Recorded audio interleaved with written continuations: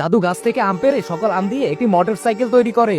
এরপর দাদু মোটরসাইকেল বিক্রি করার জন্য বাজারে আসে আর সবাইকে ডেকে দেখাতে থাকে। আমের তৈরি মোটরসাইকেল দেখে সবাই দৌড়ে এসে দাদুর হাতে টাকা তুলে দেয়। দাদু তখন বিপদে পড়ে যায়। এরপর সবাই মোটরসাইকেল নেওয়ার জন্য টানাটানি শুরু করে আর টানা হিসরা করতে করতে গাড়ি থেকে সকল আম খুলে মাটিতে পড়ে যায়। দাদুর একটি মুরগি ছিল, মুরগিটি প্রতিদিন স্বর্ণের ডিম পারতো আর দাদু সেই ডিমগুলো বাজারে বিক্রি করে কিছুদিনের মধ্যে অনেক ধনী হয়ে যায়।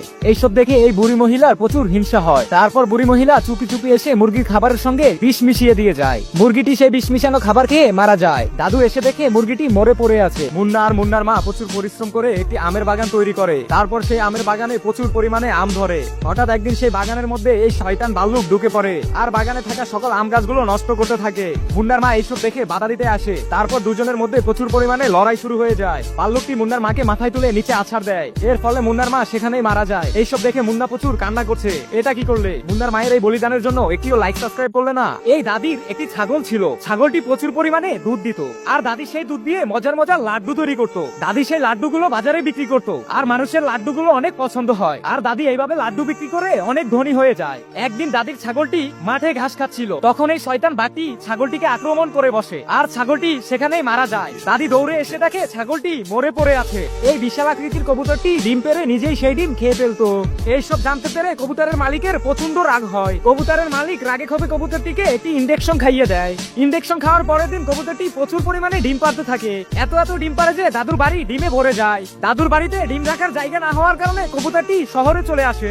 শহরের মধ্যে রাস্তাঘাটে প্রচুর পরিমাণে ডিম পাড়তে থাকে কবুতরটি। মানুষের চলাচল করতে খুবই কষ্ট হচ্ছিল।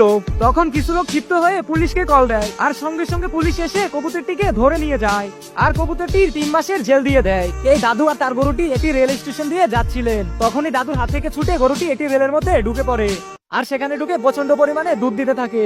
রেলে থাকা সকল যাত্রীরা সেই দুধ বালতি ভরে নিয়ে নেয়। তখনই রেলটি চলন্ত অবস্থায় আরেকটি রেলের সঙ্গে মুখোমুখি সংঘর্ষ হয় আর রেলের মধ্যে আগুন ধরে যায়। সেখানে সকল যাত্রী মারা যায়। দাদি আর তার গরু রেল থেকে লাফ দেয়। চলন্ত রেল থেকে লাফ দেওয়ার কারণে গরুটি সেখানেই মারা যায়। এই ছাগলটি এত বেশি পরিমাণে আপেল খায় যে তার মুখ দিয়ে আপেলের জুস বের হতেই থাকে। ছাগলের মালিক এই বিষয়টি জানতে পেরে অনেক খুশি হয়ে যায়। তারপর ছাগলের মালিক সবগুলো আপেলের জুস সংগ্রহ করে বাজারে বিক্রি করতে যায়। ছাগলের মালিক সবগুলো জুস বিক্রি করে অনেক টাকা ইনকাম করে। তারপর ছাগলের মালিক আবার বাড়িতে আসে সেই জুসগুলো সংগ্রহ করার জন্য। কিন্তু ছাগলের মালিক বাড়িতে এসে দেখে ছাগলটি আর জুস দিচ্ছে না। তখনই ছাগলের মালিক রাগান্বিত হয়ে ছাগলটিকে প্রচুর পরিমাণে মারতে থাকে। তারপরেও ছাগলটি আর জুস দিচ্ছিল না। ছাগলের মালিক আরো বেশি রাগান্বিত হয়ে ছাগলটিকে মারতে মারতে এক পর্যায়ে মেরেই ফেলে। এই নদীর পারে বিশাল একটি আপেল গাছ ছিল। সেই আপেল গাছে বসবাস করতো ভীষণ চালাক একটি বানর আর এই নদীর মধ্যে বসবাস করতো ভীষণ হিংস্র একটি কুমির। কুমির আর বানরটির খুব ভালো বন্ধুত্ব হয়ে যায়। বানরটি প্রতিদিন কুমিরটিকে আপেল খেতে দিত। এমন করতে করতে কুমির আর বানরের খুব ভালো দিন যাচ্ছিল। একদিন কুমিরের মা কুমিরের কাছে বায়না করে বানরের কলিজা খাওয়ার জন্য। তখন কুমিরটি বানরের কাছে আসে এবং বানরকে বলে, চলো আজকে আমার বাড়িতে তোমাকে বেড়াতে নেব।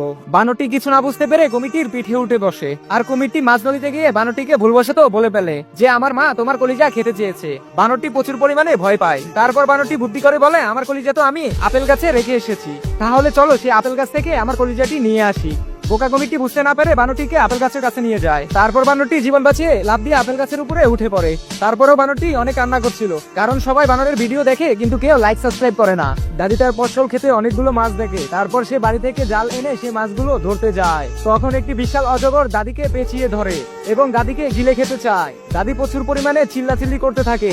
তখন দাদু দাদির চিৎকার শুনে সেখানে চলে আসে এবং সেই অজগরটিকে মেরে তাড়িয়ে দেয়। দাদুর গরুটি প্রচুর পরিমাণে খাবার খায় কিন্তু কোনো বাচ্চা দেয় না। তাই দাদু রাগে ক্ষোভে গরুটিকে প্রচুর পরিমাণে মেরে বাড়ি থেকে তাড়িয়ে দেয়। গরুটি মন খারাপ করে একটি জঙ্গলের মধ্যে যায় এবং একটি গাছের তলে বসে প্রচুর পরিমাণে কান্না করে। তখন একটি বাঘ গরুটির কাছে আসে এবং জিজ্ঞাসা করে, তোমার কি হয়েছে?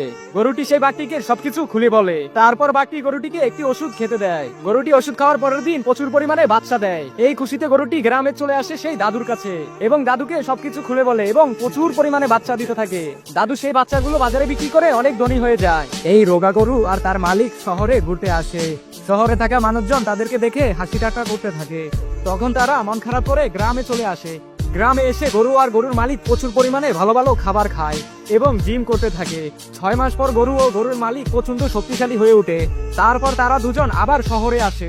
এবার শহরের মানুষজন তাদেরকে দেখে অবাক হয়ে যায়। মুন্না মজা করে ঘাস খাচ্ছিল, হঠাৎ তার পিছনে একটি সিংহ চলে আসে। মুন্নার মা দূর থেকে এই দৃশ্য দেখতে পেরে দৌড়ে সেখানে চলে আসে আর সিংহটির সঙ্গে প্রচুর লড়াই করে, কিন্তু সিংহটি মুন্নার মাকে মাটিতে আশ্রে ফেলে আর মুন্নার মা সেখানেই মারা যায়। এটা কি করলে? মুন্নার মার এই বলিদানের জন্য এখনো একটিও লাইক করলে না।